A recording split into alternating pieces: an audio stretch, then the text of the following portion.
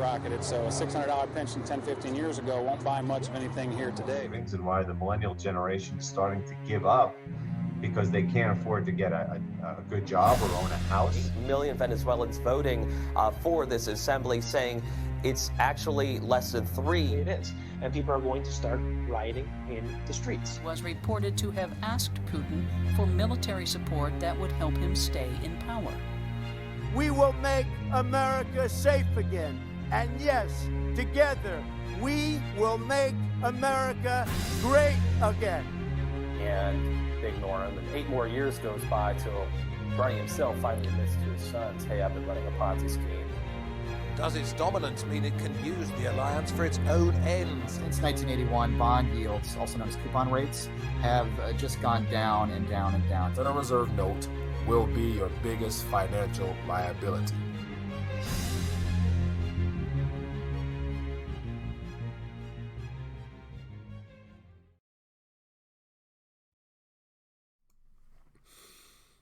RTD Live Talk, we're live. It is Tuesday night, the 17th day of the month of September. And so looking forward to having some good back and forth. And so got a couple topics to touch on tonight and to share my thoughts on it and get your thoughts as well. So that being the case, let's check in and see who's tuning in. And let's get this thing started. So let me open up my chat a little bit. How's everybody doing this week thus far? So yeah, a lot of things happening, man. A lot of things seeming to be coming to the forefront to where it's hard to hide the issues we're having. All the manipulation / intervention and this automotive situation is very telling. So yeah, a lot of stuff to cover. So I hope to get to it all, but let's get right into it. So we got Spirit King joining us. We got Max, Scott. We got low blood pressure. We got Faith. We got Jasmine. How you doing, Jasmine? We got Kenneth. We got Faith. Excalibur. What else? World Emergency. He says I'm on time. Hey, Mike. How you doing? You're a Donnie Spirit. Faith. Appreciate that. Mike from Dallas. Milk from Dallas. James. How you guys doing? So let's dive right into it. So wanted to share my thoughts. And so throughout the day, I tried my best to try to get a good understanding of what the whole repo situation has turned out to become, and it looks like it's a short way of saying that's an additional monetary tool that is being utilized. And so I remember doing a video last week talking about the toolkit, and Federal Reserve Jerome Powell mentioned that at this current point they'll be doing anything, or they're willing to do anything to keep this economic expansion going. And so it looks like this whole overnight repo situation of being willing to be the lender, the only lender if need be, to keep borrowing overnight going smoothly. They're willing to do that. So came across a good article I wanted to thumb through because I think it looks like it does a good job of kind of summarizing what we can expect as far as this new way of basically introducing quantitative easing back into the circuit without actually having to call it quantitative easing. So we'll touch on that, and then I got some more information. I believe tomorrow, if I'm not mistaken, I read somewhere that Saudi Arabia will be revealing their findings, I think. And then, of course, we got on this side of the pond, President Trump has already determined that Iran did it. And now I got some articles that I'm going to share with you about now, retaliatory type of talk on our president. And then what else? I got a couple more things about the auto industry. So, yeah, we're going to try to get to it all. But if you guys have any thoughts or questions or anything to chime in on, feel free to let me know in the chat. As well as, make sure the chat's the right spot. Yeah, the chat. And then a number, 313-462-0027. Feel free to give me a call. We can talk about it a little bit. So let me get right into this first article I want to share with you. Because a lot of people commented on the whole repo situation in the comments section. And so very first article I want to touch on gives an idea as to what exactly is going on there. So let me straighten this screen up just a tad bit so we can see what's going on. All right, so let me see if we can make that work. Yeah, we can make that work. All right, move this over a little bit. All right, and then I'll zoom in and thumb into it and basically just read through a little bit. But yet, I actually, had a chance to dive into it and learn a little something myself. So it's quite interesting how this whole overnight lending situation seems to be coming to a halt because of lack of liquidity and the idea that a lot of institutions aren't willing to lend to each other freely. So therefore, the whole increase in the borrowing cost. So yeah, so I'll thumb through it briefly, and then if you guys want, I'll share this link with you. But it says, for the first time in more than a decade, the Federal Reserve injected cash into money markets Tuesday to pull down interest rates and said it would do so again tomorrow after technical factors led to a sudden shortfall of cash. So my question, without having really known much about this, I'm learning. Technical factors led to a sudden shortfall of cash. And so where's all the liquidity that all these institutions are supposed to be holding on to in the form of their reserves? And so how come they're not utilizing some of those reserves they have on deposit at the Federal Reserve would be my question. And of course, they won't never tell us what institutions behind the scenes needed this sudden liquidity all of a sudden. But I would imagine that it's probably the too big to fail banks. And so I actually saw one commentator talk about it's the smaller banks that might be needing some lending or whatnot, and they're the ones having issues getting funding, right? And so it said the pressures relate to shortages of funds banks face resulting from an increase in federal borrowing and the central bank's decision to shrink the size of security holdings. So separately, the Fed rate setting committee began a 2-day meeting today, and so tomorrow we're going to get a chance to find out how much of a Fed funds interest rate they're going to be cutting. So people are also factoring it's going to be 1/4 point, but we have 1/4 point being priced in tomorrow, and all this additional stimulus that's being offered for the banking sector. So once again, it spells trouble to me on the back end of all this, and so it's hard to hide this information because it's something that hasn't been done in over a decade. And so it says New York Fed moved Tuesday morning to inject $53 billion into the banking system. And so imagine $53 billion in one day. That's what was lent out for an overnight loan in one day. And the QE that we're used to, according to what was introduced when the banking sector, when the entire financial system seized up, it was 20 billion, 20 or 50, I think it was 50 billion a month, I think, if I'm not mistaken. I don't actually recall offhand. If anybody know offhand, let me know what the monthly quantitative easing stimulus was a couple years ago. But I want to say it's the equivalent of what was offered in one single day. And they were willing to lend up to, as it says here, 75 billion. And so once again, they only needed 53, but 75 was available. So that lets me know that tomorrow on Wednesday, they're going to probably make 75 billion available again. And how many days will this extra liquidity be needed for a single day borrowing for these institutions? And so, this spells trouble. This spells trouble if they're having problems with lending for a 24-hour period. Nevertheless, a sustained borrowing event for a week or a month. So this stuff right here, man, is just one of many, many things that I believe will create more of a problem where it's going to be too hard for this stuff to be hidden or papered over. But yet, I believe that their response and basically setting history for them offering this much stimulus in a single day is another tool that will be offered out of the toolkit. And so we're definitely going to hear more on this. And so keep your ears open because this will not be the last day I've assumed that lending will be needed. So let me check in with the chat and find out what your thoughts are. The 1% Freak Show says, but who exactly do you have at least beliefs to people? Let me see. Print $250 billion in 2 days. Yeah, that's interesting. There will never come a day where the repo situation will be solved in our lifetime. Yeah, I don't doubt it. And what's even more troubling is that this whole repo situation, I'm reading some of the information on the back end, and it's talking about just collateral that's being used to secure these loans, and it's just treasuries. And I've heard people mention that because there's an excess of treasuries now, that means it's kind of hard to get people to continue to really want to pile up and stock up on treasuries when they're so plentiful, therefore causing an increase in borrowing costs. Because who wants to be left on the hook holding something that's so plentiful that they're going to be issuing more treasuries pretty soon because our government's running a $1 trillion plus deficit, And I even saw a tweet today referring to Kudlow talking about the economy could easily be doing 3% GDP on a regular basis. I think he said once we get into and it would take only just a $2 trillion deficit in order to reach 3% GDP. And so I'm thinking like, what? That's flooding the market with more treasuries. And the question is, who's going to be buying these things? So clearly the Fed will be purchasing these treasuries because it looks like the open market is not too excited to take them on at a cheaper rate. So the Fed's going to have to come in and buy these things up with a lot of funny money.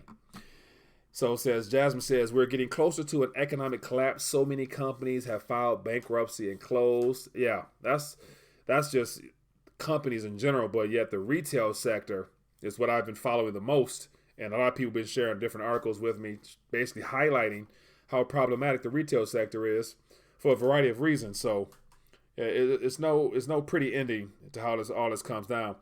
And so we're factoring in, I was talking to Leah Gantz earlier about the interest rate situation and how President Trump is mentioning how we're behind the curve. So he's wanting 0 or negative. And so we're still at 2.25, a little bit less than. So in order to appease President Trump, they're going to have to cut rates probably a little faster, or because of stuff like this happening with the problems with borrowing costs, they're going to be cutting rates a lot faster. And it's the more they cut and the faster they cut, the more danger is passed upon, and more risk is passed upon everybody who's continuing to do the conventional method of saving, investing, because this is turned into one big experiment, and all the people who save and not taking advantage of these cheap borrowing costs are going to be the ones that suffer the most. So we're approaching an environment where it pays to borrow, and it profits those that know how to borrow and turn that into a profit for their own benefit. So we got our first call. Let's take this and see what's going on. Hello, caller. What's your name? Where you calling from? All right. Give me a call back and I'll try to get you on here. What else? Keep it moving. It says Walmart and dollar stores raising prices every week. I have not been to a dollar store in a while, but I'm not surprised at how much longer they'll be able to sell those made in China items for a single dollar. Hello, caller. What's your name? Where you calling from?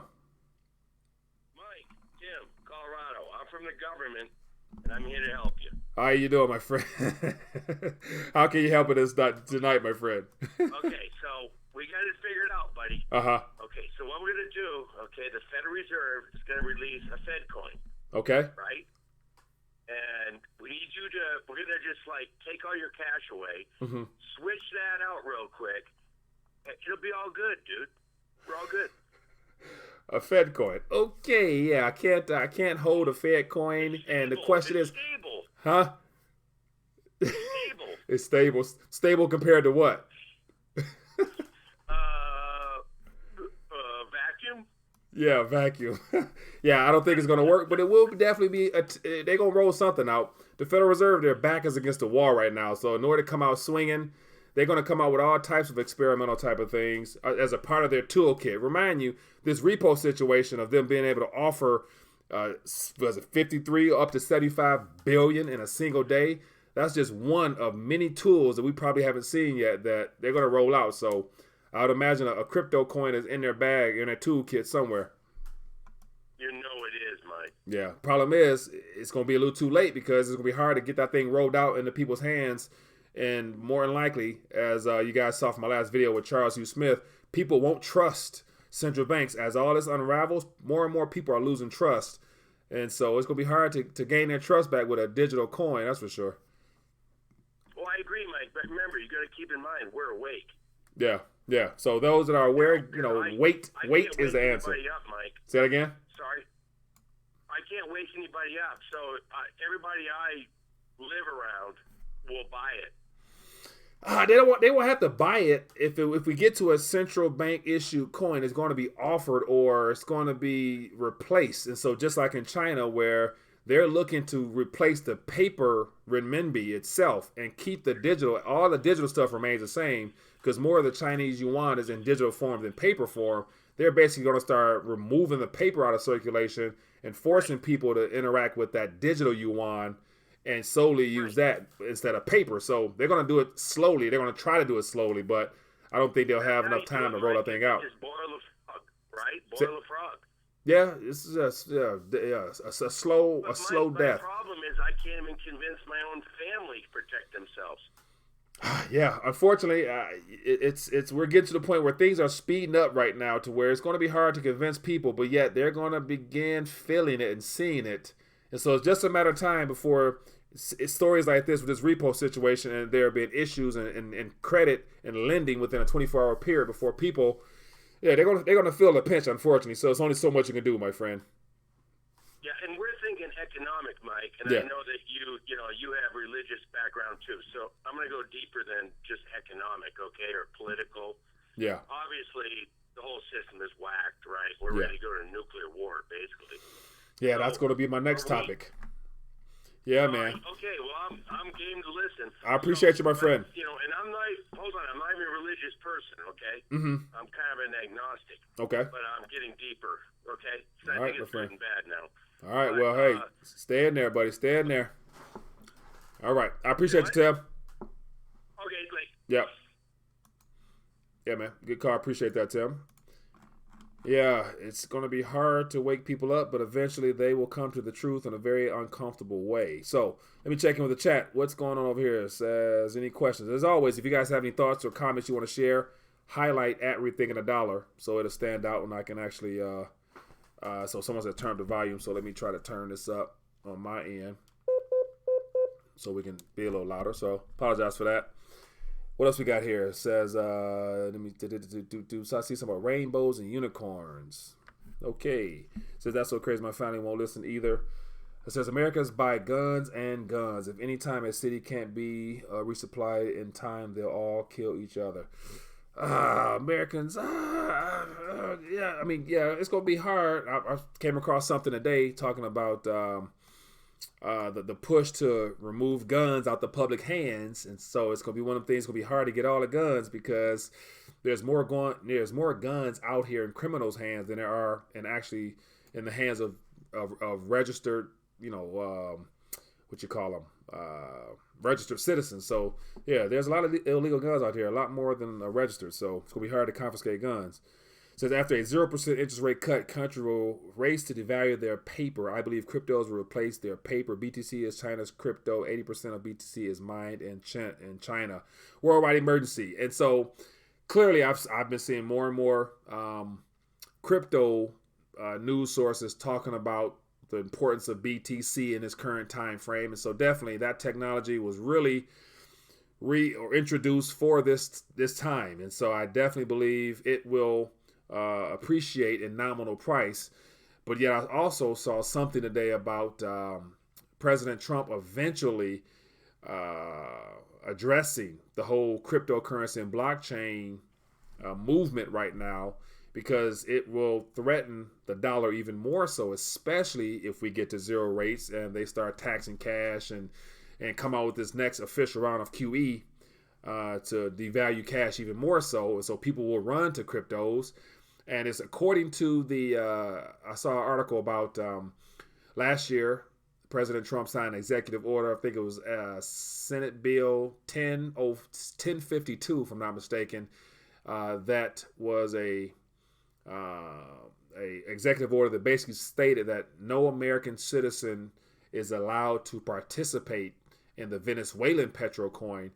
But the article, the author of it, was basically saying that executive order there set the foundation for them being able to tweak some of the language within that very same bill, because it looks like that bill is up for I think it was last week there's about 20 bills total that has been put forth by different political figures to look at in regards to cryptos, and he was saying that it's very easy to change some of the wording in that to make it so that even inland here domestically, they can try to alter the language to where they make it very difficult for people to pursue Bitcoin or cryptocurrency in general as a way out of the system. So it was a good article. Didn't have a chance to post it, but it'll definitely get you thinking, because it's just as easy as Trump mentioned, it's illegal for Americans to interact with the petro coin. He can easily flip the script and say cryptocurrency in general, which would be very problematic because there's billions upon billions being invested in an infrastructure basis to make cryptocurrencies spendable as a part of this whole adoption piece. So we'll see.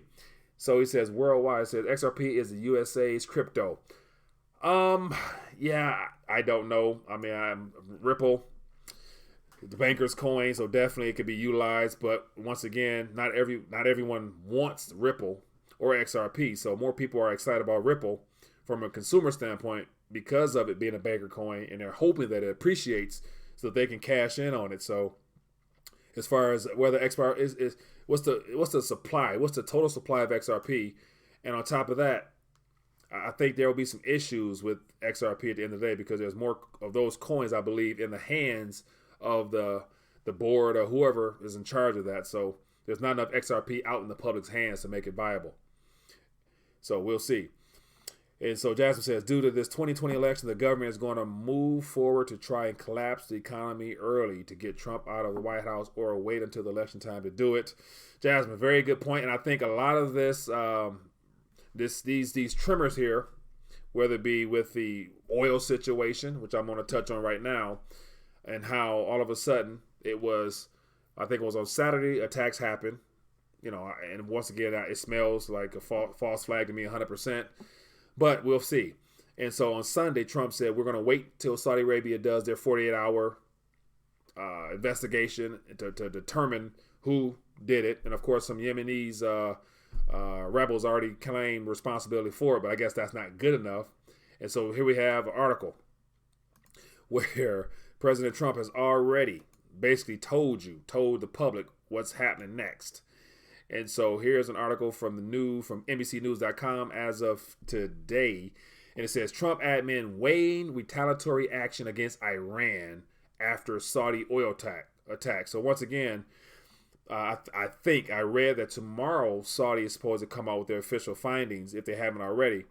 But yet, once again, if the Yemenis rebels have already claimed responsibility for it, what is our president doing talking about going to Iran and attacking them, apart from the whole purpose was for this to appear to have come from Iran? So there's an article here if you guys want to dive into it further. But once again, when I saw oil attack, I was like, man, this is just too timely. So clearly, John Bolton gets fired, and then 72 hours later, there's an oil attack.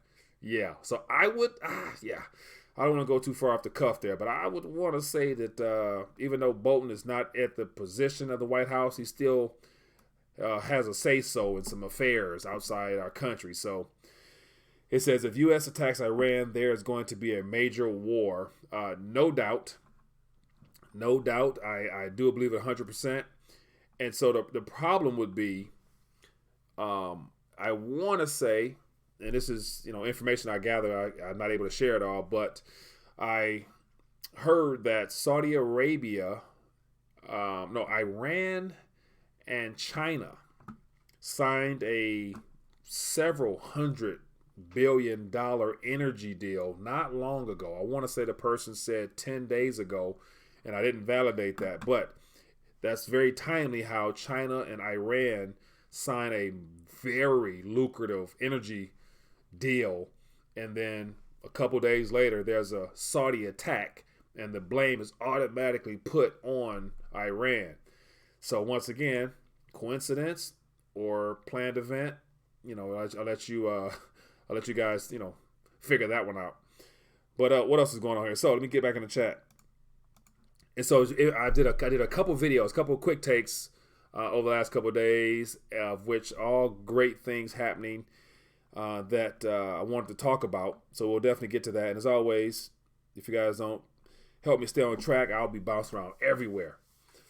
And so we got somebody, unicorn described in the Bible. It does provide some clues to the nature of the mysterious beast. It says U.S. will not attack Iran. So we got a call. Let's take this call and see what we can get here. Hello, caller. What's your name? Where you calling from? Hey, Mike, it's Pete in the People's Republic of Colorado. Pete from the People's Republic of Colorado. How you doing, my friend? What's on your mind tonight? Oh, it ain't better, and I couldn't stand it.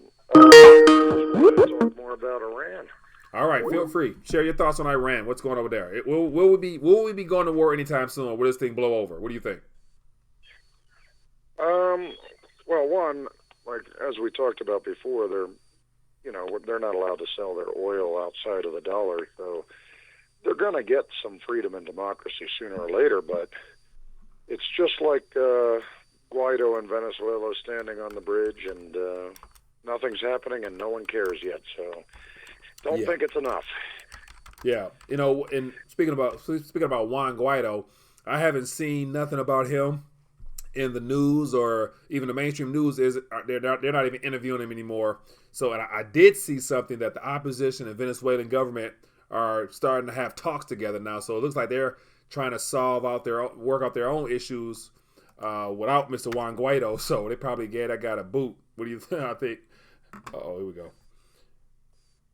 Go ahead. Well, I guess what's more interesting about all this, and I tie the two together because it's the same. It's just that the information that we get is, it's really weak. But at the end of the day, all of our supposed allies were like, "Hey, we want some proof." Yeah. And the second that happened, even Trump walked it back the next day. I don't want to go to war with anybody. Yeah. Just nobody believes these things anymore. Right. There's no appetite for war. So they're going to have to keep trying harder because so far they're getting nowhere. Yeah. I agree. And while you're speaking, I pulled up the article I just referred to about how China and Iran struck a $400 billion deal, or it's in the works. And so at the same time this deal is in works or signed or whatever, there is an attack on Saudi Arabia's oil, and it's automatically leaked to Iran. So I would attribute that attack to a way of trying to disrupt this deal in some form or fashion, because here we have China bypassing the Iranian sanctions because they don't care, and they're doing a $400 billion or looking to do a $400 billion deal. Well, it's not just that. I mean, Trump was ready to talk with Rouhani, and then all of a sudden, Saudi's oil refineries gets bombed. What a coincidence! Yeah. And now that's off the table too. Yeah. Yeah, not a coincidence, that's for sure. So it looks like China and Russia. Well, as far as we know, the timing, Yeah. Very interesting timing. At the same time, the Fed's having issues. So what are your thoughts about this whole repo situation? Have you looked into it at all? I have, and you know what's amazing? What's that? Zero Hedge this morning had like 9 articles on it, Yeah. and I immediately switched over to Market Watch or CNBC. Mm-hmm. Nothing. Crickets. It's not happening. Doesn't exist. No problems. Nothing to see here. Look away. Go about your business. I mean, we just don't have access to honest information. It's obvious that there's a lot going on. Yeah. It's obvious that it's not hitting us right now. Yeah. They are buying bonds again, even though they haven't announced anything. They'll cut interest rates tomorrow. There's a lot happening, but none of it's impacting us yet. Yeah.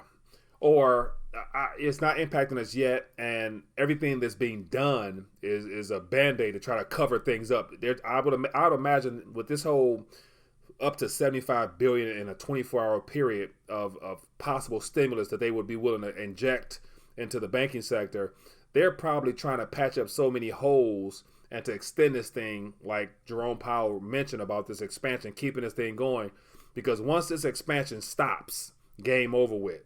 And therefore, we're going to be faced with all types of problems in this country and around the world that we could never really, imagine, I would assume. Well, absolutely. I mean, obviously, usually in normal circumstances, a bull expansion doesn't die of old age. It gets shot in the head by the Fed. The Fed started to raise rates, and, that's ancient history now. That only lasted for 5 minutes. This expansion isn't getting shot in the head by the Fed. And there's a lot of conspiracy theorists out there like, oh, they're going to crush the economy to crush Trump and all that. No, they're doing absolutely everything imaginable and unimaginable to keep things going. It's unbelievable to watch day to day. Yeah. It blows my mind. And so far, it's working. But I still maintain one thing to you is that probably even before the next election, I'll go back to, I remember when Bush sent us all stimulus checks. Yeah. We all just got money in the mail, to stimulate the economy. I'm expecting that between now and the election. Yeah. And that is the end game. Between now and the election, some stimulus, man. So so stimulus being injected directly into people's hands. That is another, part of the toolkit. So I'm really talking about this toolkit stuff because this repo situation is one example. Say again. The toolkit is just printing money. Yeah, exactly. So, but it's how it's rolled out. It's how it's unleashed. Like, who would imagine that this repo situation? Because prior to today, I really wasn't familiar with it, but I was forced to dive into it. And so the question is, what else would they be throwing out there to basically just blow our minds as to how much they'll be willing to do to keep this thing going? So I think we definitely haven't seen the best of them yet. They're obviously willing to do anything, but the problem is, the overnight lending and, just throw $75 billion at it, but that money it goes through a bank between the Fed and the Treasury to purchase bonds to create liquidity. But beyond that, it doesn't move. It just sits like it never existed. Yeah. It doesn't impact money velocity. Right. So but far. I remember, but when they give us checks, and they'll do it again, that will impact money velocity. That money will move fast. People will spend it right away. Yeah. And people will... And that'll have it. Yeah, go ahead. All these games they're playing right now, they're creating lots of money. They're buying these, they're buying assets with printed money, but it's not going anywhere. It's not having a huge impact on our lives day to day. People don't even understand what it is or what it means or if they even hear about it at all. It's just kind of something happening in the background. It's but I can feel it. I predict that we're all going to get a check in the mail here pretty soon. Yeah, I actually, this is on a side note, but I'll share this and I'll let you go. We'll get to more people. But I actually watched a video because it was from Andrew Yang. He was on a YouTube channel, and the host asked him about this Patriot dividend, this $1,000, and she mentioned Bitcoin. And so she mentioned, what's the chance of there being a universal Bitcoin income? And he was like, you know what? I like what you're thinking. I like where you're going with that. So I'm thinking like, it'll be interesting if, because I was talking about just the Fed coin a minute ago. And so I can see them making, whatever they do give us, something new and enticing, for the young and the old. So how they roll that 1,000 out will be interesting. So, but, or 1,000 or plus, whatever they try to roll out to us. But yet hopefully people realize that it's a bribe to keep this thing going and use it for their best interest, not to go out and consume it on some dumb stuff like a new iPhone or something like that. It's the same damn iPhone as iPhone 10, but I'll let that go. But anyway, Pete, I appreciate your calling, my friend. Well, the last time, Andrew Yang is an interesting guy, but the last time it was, I think it was in the summer of 2008. Mm-hmm. They just sent us all a check and said, please spend it. And things held together for like 3 months after that. Yeah. So it's either they're going to put together a much bigger check to get more than 3 months out of this situation because it's a lot worse now. Well, trillions upon trillions. Do you remember what it was? I think it was $750. Maybe this time they'll send us 2,000. I don't know. All right, my friend. I appreciate you calling. Have a good night. All right, me too. Bye. Yeah, man. Appreciate it as always. Yeah, a check is coming in the mail is what the word is. Let's check into the chat, see what's going on. What we got going on out here? Crypto Blood, how you doing, my friend? Says oil futures are in backwardation, so this will pass and oil will continue to lower as it is a sign of our coming recession. Yeah, man. I don't doubt it. Apart from just the oil aspect or the attack I haven't looked into oil or even studied oil like that in the energy sector. So I appreciate you sharing that. And what else we got going on? It says Babylonians Talmud. Look into it. Okay. It says Yang Gang. It says, what do you think about the total confidence loss will be in Fiat? Man, like I've always mentioned, you know, just the name of this show, Rethinking a Dollar. It's just because fiat currencies in and of itself is what this is all about. That's the only way they can try to keep this thing together, by issuing more digits and paper. And so that's their weapon. That's their last line of defense and offense. So they're going to create as much as they can to push this paradigm as long as it can and get as much out of the system as they can. Because think about this. The last great crisis we had was the mortgage-backed securities was a big part of what the Federal Reserve owns. So the Federal Reserve is sitting on, they're the biggest real estate owners on the planet, to my knowledge. And so the question is, what else can they get as far as real tangible assets? And so I've always mentioned before how I think the Federal Reserve will eventually get into equities outright. So we know Japan owns a good portion of their indexes over there. Switzerland owns a good portion of stocks. So I think the Fed definitely will probably get into the equities game and start buying up shares of every corporation they can. Therefore, they'll be the biggest realtors and the biggest purchaser of shares of companies. So that's all a part of what they can probably throw out there in this toolkit.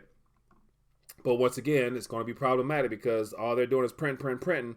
And unfortunately, the majority of the world is still being told to save. And depending on what you're saving in, you're going to be a very unhappy person, or you're going to be a recipient of this wealth transfer that comes when governments and central banks decide to devalue the currency and real tangible assets appreciate nominally. So we'll see. Marcus King says, apart from buying gold and silver coins, what are your thoughts on investing into gold and silver mining stocks and ETFs, as well as gold and silver royalty and streaming companies? Marcus, good question there. I personally, I don't dive into the technical aspects of investing. So all I do is give my opinion, and I'm more so a physical, tangible guy. And so all the detailed things when it comes to digital products like ETFs and the mining shares, those are all things that I personally don't dip and dabble in. But I've had guests on the show that, you know, can swear by it and they know what they're doing. And so, you know, my personal opinion is unless you know what you're doing as an active trader or investor in those particular sectors there, you know, the risk falls on you because, once again, we're in a world where paper and digits will be in plentiful supply, but tangible assets will become scarce and more valuable. So, you know, owning a mining company, owning shares in a mining company is only fine and good as it's going up. But once governments decide to, you know, nationalize it and, you know, confiscate it, you know, I'm not sure exactly that it'll be worth what you put in, or they'll give you a payout of what you're not expecting to receive because it won't be the same equivalent in value. So that's just my thoughts. But this is all in talks of a worst case scenario. If, you know, the dollar, when the Federal Reserve note, rather, officially is no longer recognized or accepted globally and domestically, I wouldn't trust anything but what I can actually hold or have access to right away. So that's just my thoughts there. Just my thoughts there. It says invest in the right company. Jasmine. Yeah, and definitely. And so one of the things that I'm eventually going to start talking about more is just financial advice. And so we're currently in unprecedented monetary financial times of just debt being the biggest problem the world faces, because there's no way of paying any of this back. And all this debt is revealed and shows up in all these products we're talking about. There will be no products unless someone took out a debt to actually acquire the currency to then invest into something. So everything is pretty much debt on the surface. And so it's a matter of getting into tangible things, getting back to the basics of real money. And, you know, unfortunately, a lot of people don't realize that gold and silver is not an investment. It's you actually utilizing your right to redeem your national currency wherever you're at and going back into what is money, according to what, you know, originally fiat paper currency was offered to the public as being something that was redeemable. So think about this, 100 plus years ago, when the whole idea of the Legal Tender Act came out and the whole introduction of redeemable currency, the people would have never signed on or been okay with a piece of paper if it wasn't promised to be redeemed for actual money.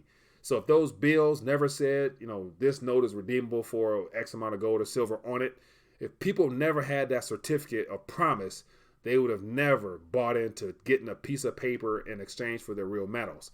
But yet, mind you, in this day and age, we don't really consider money to be metals, so we look at it as an investment or a commodity.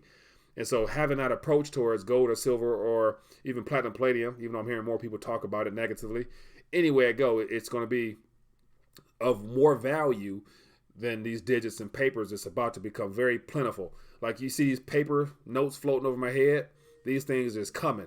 And that's how it's going to be pretty soon when the Federal Reserve crank up that printing press and begin pumping out them things like never before. So I missed a call. Feel free to give me a call back and I'll get you on here. And so we are approaching that 40-minute mark. Man, time is flying. So I'm going to get ready to dial back. And I'm trying to see, did I cover everything I wanted to touch on? I don't think I did. Let me get to this article. So I wanted to touch on the auto manufacturing sector. So I have an article here. Let me pull this up. Let me see, where is it at? I had an article. All right. So yeah, here's an article here I thought was very interesting because this has to do with the automotive sector and this UAW GM strike. And so this is from Zero Hedge today, and it has a couple good visual aids that kind of reinforces the idea that I mentioned in that video about how it's very bad timing for GM for 50,000 employees to go on a strike at the same time that the auto manufacturing industry itself is about to come to a halt. And so those 50,000 people who are striking, they're striking because they want more pay and more. They want more out of the profits being earned by GM. And so of course GM has been making a little bit more money, give or take. But yet I'm thinking, like, if they really knew how bad the system was and how bad it could be for them as far as their employment, they would probably want to say, hey, we'll ride this thing out. The economy's slowing down. I see it. I feel it. I can sense it. GM, whatever capital they're sitting on, they're gonna need that when things come to a halt and they have to, basically still make payroll and keep the doors and lights open for probably an extended period of time. Because during this next meltdown, in my personal opinion, I don't think people will be going out buying cars as often as they do now, whether it's leasing, buying, whatever. People won't be consuming the way they are doing now or were doing back, within the last decade. So with that being the case, auto manufacturing industry itself, cars is not going to be, something people want. And then the financial sector, when it comes to just the credit unions and the financiers for these vehicles now, they're not going to be as plentiful because there's going to be an issue with credit. And so to go on strike right now, at the point that they're not selling as many cars globally, it's like, man, they're just basically signing their own terminations in a sense, because GM is going to be forced to now think about really automating. And so I think this is very bad timing. But here's more visual aids here, just showing how everything is trending down heavily since 2018. Everything is heading down in a very negative way. And so we're going to have more issues and, a lot more unemployment on the way. So those are all things that I wanted to kind of touch on tonight. But with that being the case, check into the chat, see what's going on, and then we're going to dial back. It says, is it too extreme to hold 5% cash and 95% metals worldwide emerging? Great question. My personal opinion, I think I was talking to, who was I talking to? I think I was talking to Leor Gantz, and he just gave me his, analysis, I believe, on the situation. And he threw out a number. I think he said 20% cash is what he does. And so I'm thinking, like, okay, 20% cash. No, that wasn't Leor Gantz. It was, who was it? I don't know. I think it was Leor Gantz, yeah. But anyway, he said 20% cash because, with your metals portfolio, whatever is lost in paper or digital form as far as, other financial vehicles will easily be made up as far as nominal value-wise in metals as metals reach their true free market price and all those paper products return to their intrinsic value, you're going to just make up the difference in a sense. And so I'm sure it's going to be a lot more complicated than that. But as far as cash allocation, it depends on, what your strategy is. Once again, whatever your strategy is, because we got Warren Buffett sitting on $120 billion in cash. So Warren Buffett, as I mentioned a couple live streams ago, Warren Buffett, he's sitting on cash because he knows there's going to be a great buying opportunity. And I mentioned that I think Warren Buffett is going to go ahead and buy up a city, at the end of the day, to solidify his legacy and his genealogy for his children's and children's children. So, yeah.